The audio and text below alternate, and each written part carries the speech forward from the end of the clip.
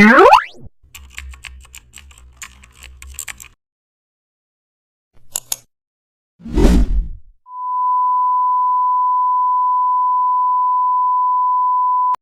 back to the channel and don't forget to like, share and subscribe for more updates.